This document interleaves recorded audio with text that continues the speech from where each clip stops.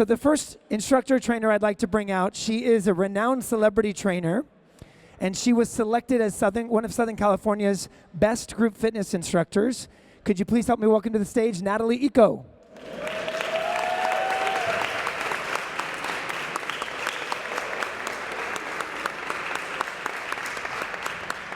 She is a former professional dancer, and she is an expert in Pilates, bar, and yoga. Could you please help me welcome to the stage Frances Flores.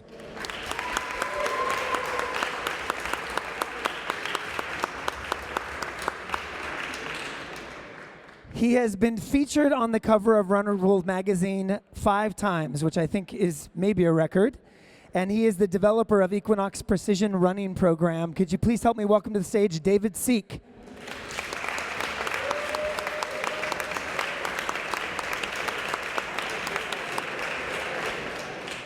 She has been seen on the cover of many fitness magazines and is the star of many best-selling health and fitness videos. She was also selected as the Global Fitness Instructor of the Year by IDEA, which is the largest health and fitness membership organization in the world.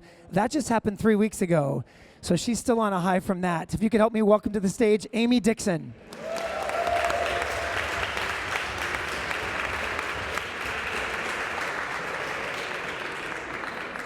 I feel fitter already with you guys here. I've already told them I'm going to be the slow one on the run. So how are you guys feeling? Good? Great. Awesome. So I have a couple of questions for you. I'm going to start down at the end, and hopefully this will spark some of your thinking, and I want you to prepare your questions for these guys as well. But I'm sure a lot of people would be very interested in knowing not only the workout that you like, but actually what you like to do to stay active that doesn't seem like traditional fitness. Like, what's your perfect day being active outside of that? Great question. I love martial arts, mixed martial arts, boxing, all that stuff. And I have a niece who, since the age of 3, has learned how to kickbox and to grapple. So, Auntie, come on, let's work out, let's grapple. So we will go at it forever if I don't tell her let's stop, and I have to actually push kick her to get off of me. My heart rate will be up. That little girl, she will not stop.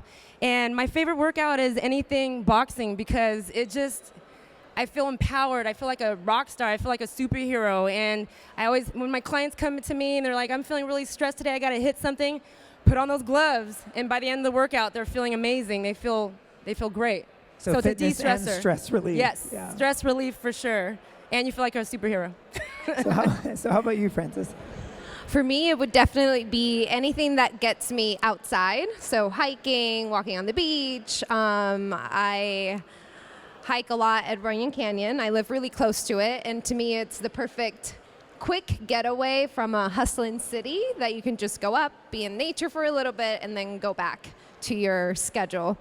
And as far as my workout, it would be yoga for sure. It's my thing. I used to dance, so it's kind of like the closest thing for me. You dance or you move through the movements in a flowing manner, and it just feels great. Now, for anyone visiting internationally, and they might just be in Santa Monica, Runyon Canyon is where, and what's the special thing about Runyon Canyon that also makes it really cool? The special thing that you see celebrities maybe every once in a while? Dogs. There's dogs. Oh, yes, the puppies. Yeah, they everywhere. get priority, yeah. And celebrities, but that's just sort of everywhere. But it's right near West Hollywood area. So. Great. Now, I really want to know what you do besides running, because I just visualized that you run everywhere. He ran to here, to this thing. We had to. Yeah, I do run a lot, but and please don't laugh at me, but this is the truth. I do like destination workouts, living in Southern California, so I choose places that you can walk a lot, like Disneyland. The average person walks 13 miles a day at Disneyland. I just logged 18 and a half miles at Disneyland. Huntington Gardens. It seems a little silly, but it's hard for me to slow down. Like, I run all the time, and so I choose places where you have to walk a lot. And it's a different experience for me, and you get to see some of the most beautiful parks and places in Southern California, so I recommend people try that. My favorite oh, sorry? No, I was just going to say, my visualization of you standing in a very slow line makes me happy. Oh, I stand in line like this. Yeah. My favorite workout is running on a treadmill, very specifically. So. And why a treadmill? as opposed to just running outside? I've been an outdoor runner my whole life, but I discovered several years ago that there is no machine that is more calculable or honest than the treadmill. It's a giant computer, and I got obsessed with the data that it gives you. You can really calculate your progress and create really creative workouts. It's a really addictive experience. So, Great. So Amy. Yes, so my go-to activity would be heading out to a trampoline park of some sort. I'm a former world competitive power tumbler, and don't let that scare you, but the reason I love to jump on trampolines is because it's a lot of fun, and I get to bring my kids with me. There's a lot of flexibility components, but it gets your heart rate up, and trust me, you will feel a little sore the next day. Are you the scary trick person? Like you get on it and right away it's... Absolutely, and it freaks my husband out because I work out for a living, and so he watches me the whole time so I don't injure myself. Doesn't want you to injure the No. money makers. No, Yeah. not at all. Got it. And then if you were to look at the workout that I love to do, because I teach a lot of group fitness classes, the one thing I love doing is by myself. So it would be heading to any health club, heading out onto the strength floor and setting up my own circuit. So it might involve kettlebells, it'll involve boxes that I can jump on. I like to do some fun tricks, but I really like to hit it hard because I like to work out at a high intensity. Good. I'm inspired already. Okay, so my next question is, we always hear about the latest fitness trends, and sometimes they last like not as long as it takes you to read the article about the latest fitness trend.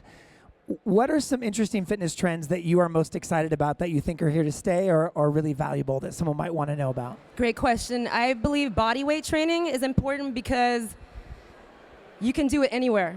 If you're traveling to Europe, you have no excuse not to work out wherever you go. I go on vacation, I'm still going to work out, I'm sorry. So it's vacation, but I'm still going to work out. So there's no excuse. Wherever you are, you don't have to worry about paying for a membership or hiring a trainer. You can do body weight training like push-ups, burpees, squats, lunges, mountain climbers, all kinds of crazy things, surfer get-ups. There's a numerous amount of exercises that you can put together, do each one for a minute, and you'll kick your own butt and you'll be done. So, and it's also metabolic, so you're gonna burn a lot of calories during and after you're done, and you can move your body in so many different directions. There's so many angles that your body can move into. So it's a great, great trend, I believe, and I hope it's here to stay. It should be. We've been doing it forever. So. Yeah, exactly. We were built to do it, yeah. Francis, how about you? For me would be regeneration. So the emphasis on mindful moving, using the tune-up balls to take care of yourselves, whether it's before or after your workouts, doing lots of yoga for the sake of active recovery days, Pilates, taking care of your bodies so that you can move and increase your mobility for years and years to come. Disneyland. No. You know, in the running community, I've noticed a really great new trend in that I think there's a new runner that didn't exist before, and I know some of you here, I see you, where you don't have to run to train for the race. You don't have to compete to win the Ironman. It's great to run these races, but I'm noticing that a lot of people are running for the sake of running. And this is back to that we have so many different ways to collect our data now that it's created this new kind of drive for people where it's very personal. It's this, I know what my mileage is going to be, or I know this creative workout that I'm going to do, instead of, oh, I've got to train today because I have a race coming up, or I have to train because I have to lose weight. It's a whole different reason for running. It's back to that really old-fashioned love of running. And I notice it bubbling up in running a lot right now. So it's very cool. The fitness runner. The fitness runner. Yeah. All right, Amy? That's great. So I would say rowing, which has been around since the Vikings. And with our community now, when it comes to fitness, it's starting to become one of the best cardiovascular workouts that you can do. It doesn't put a lot of stress on your body. If you guys are looking around, there's tons of pop-up studios that you're seeing right and left. And I'm seeing a lot of our members at our club get on a rowing machine and really get a great workout. So even for beginners? Even for beginners, anybody can do it. Okay, so I'd like to know what you think the biggest mistake people make with fitness programs. So they're trying to see success, but you discover that this is something commonly that they do that jeopardizes that success? Oh, yeah. Cardio queens, people who don't have enough variety. If all you're doing is cardio, come on now. First of all, you're going to slow down your metabolism because you're burning muscle. You got to lift some weights, ladies. Pick up the weights, please. More than 3 pounds. Come on.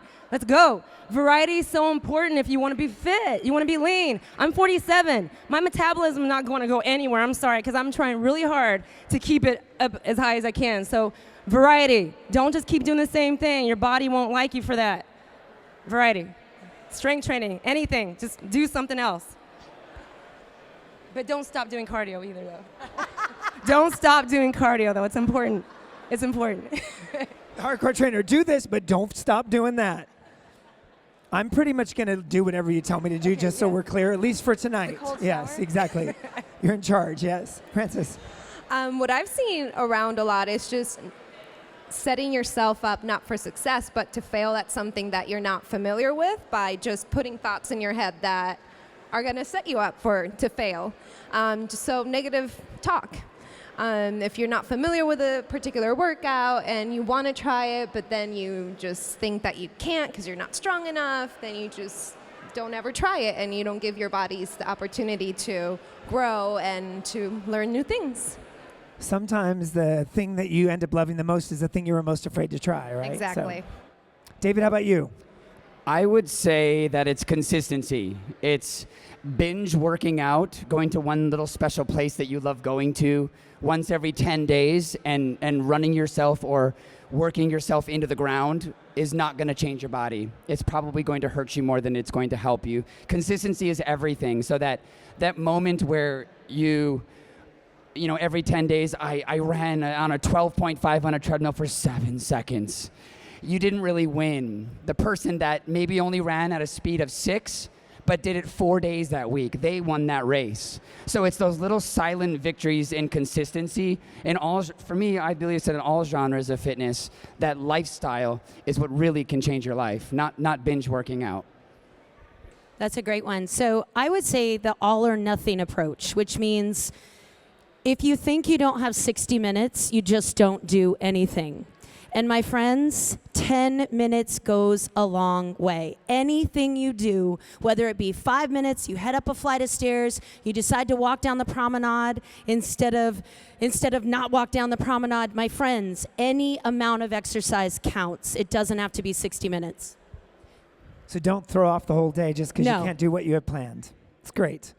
Okay, so highest level fitness tip you can think of that can make you healthier? Like, what's the thing if I'm just getting started, or even if I've been going at it for years, what's like your go-to tip that's like something people can just do that's easy to fit into their life that makes them healthier? Maybe not fitter, but it's simple and easy. I would say spiralizing, and some people are like, huh? What?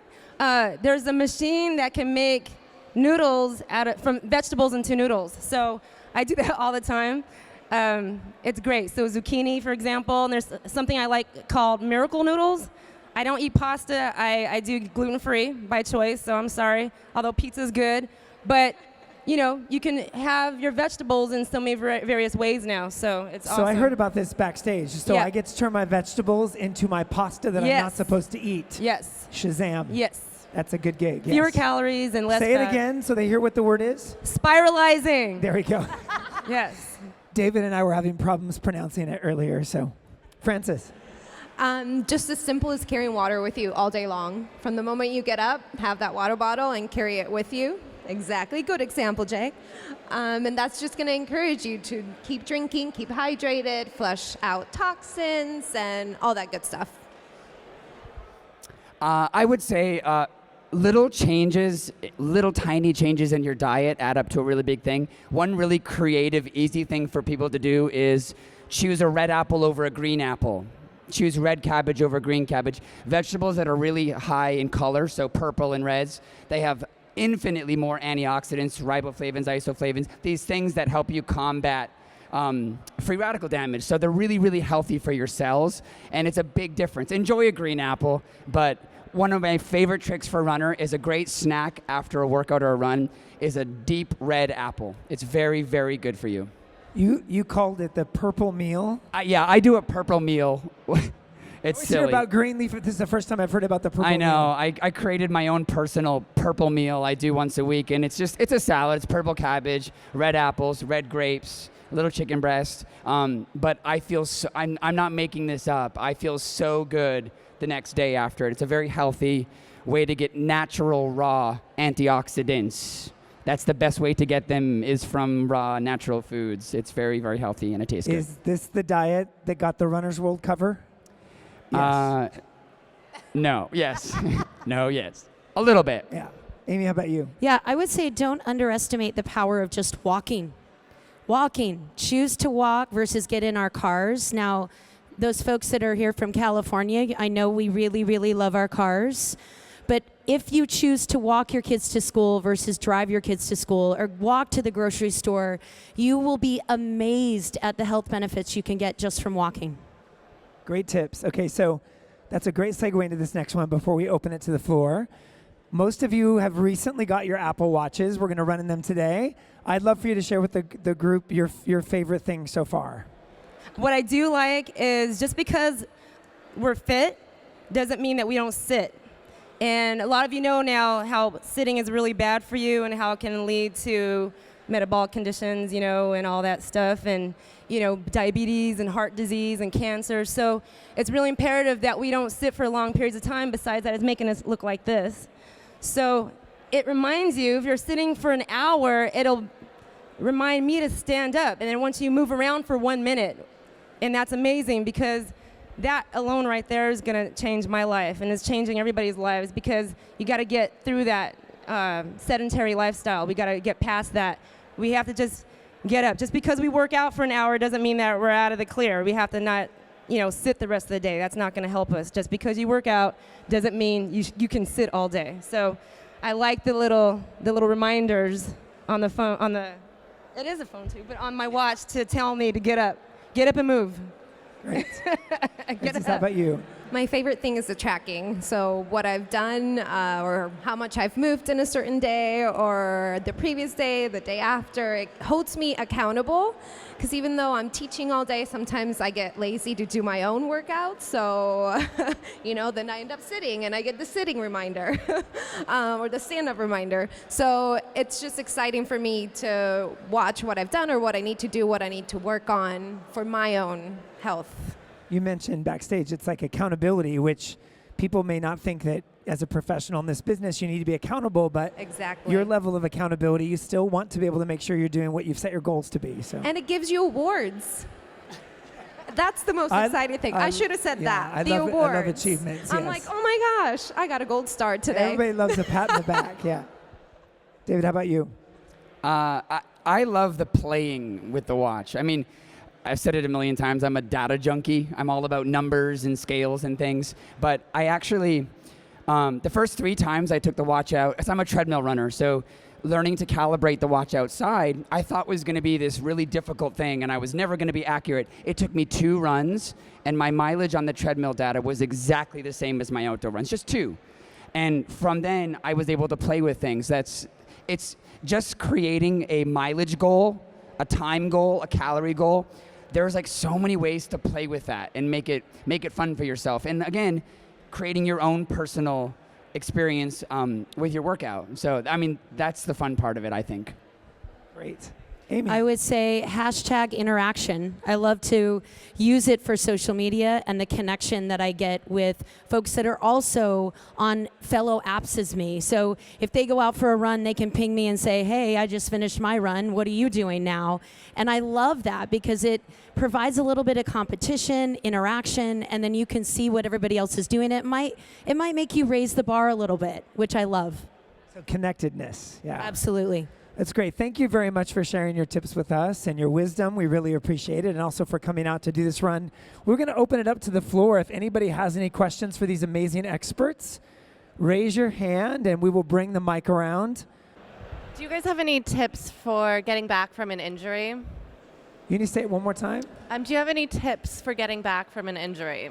So Like, how do you question get is, back any into tips it? for getting back from an injury? Do you want to take it, Amy? Yeah, You I'll looked take at it. me like you were ready. Absolutely. So obviously it depends on the injury and what your doctor recommends based on what you have going on. But everything is about small steps. So creating workouts that are going to just get you started. So it might be walking again, right?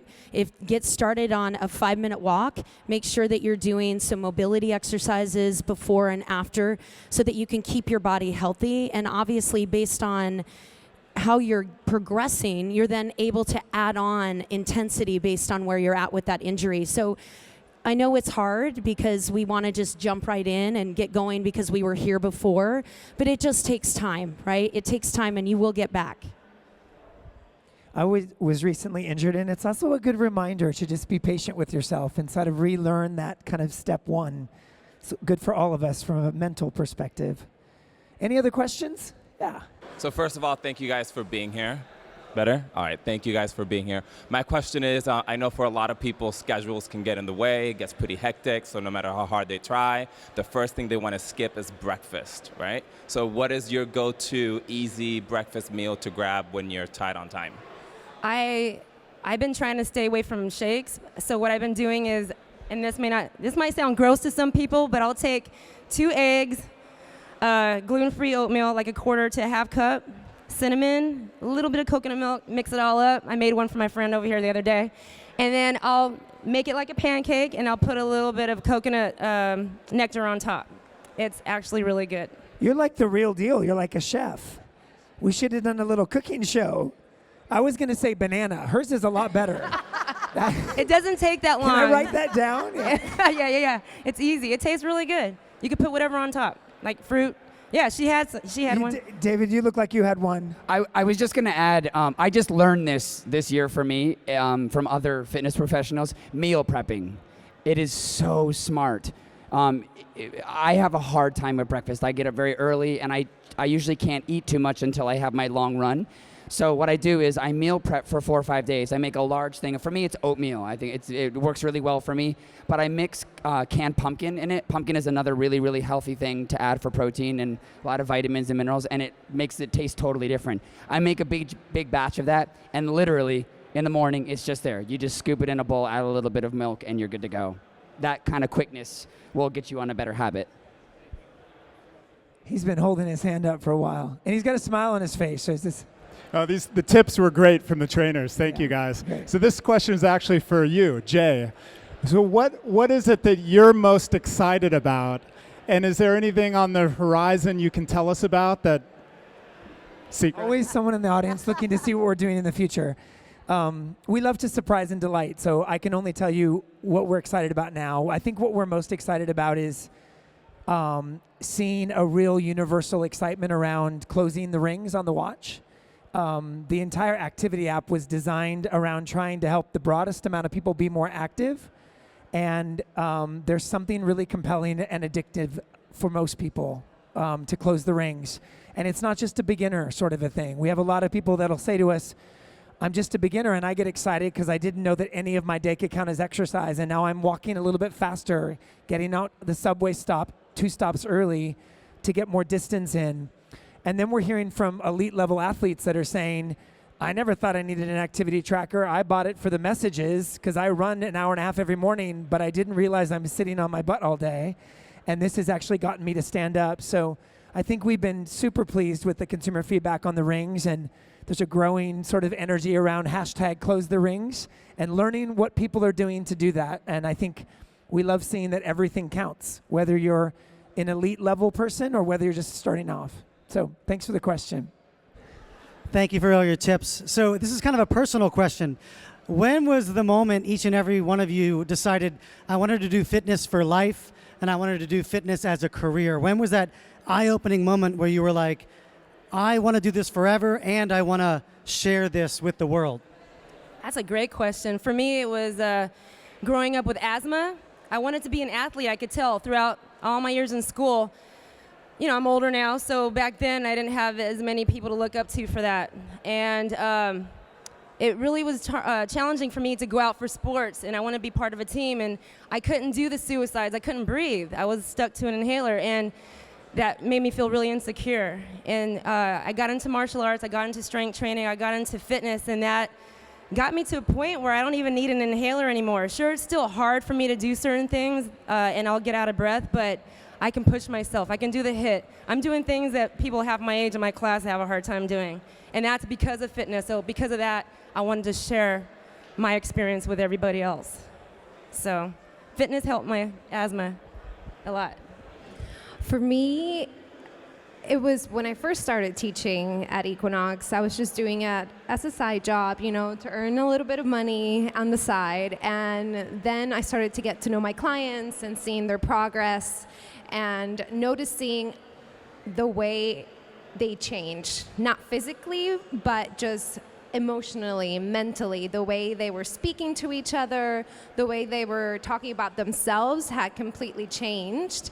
And that came from people that were beginners to very advanced athletes that were taking the classes. So in my head, I was like, well, if I'm able to help a person that just started working out feel better about herself and then keep another person motivated to keep moving and to help them help each other as a community, then this is what I'm meant to do.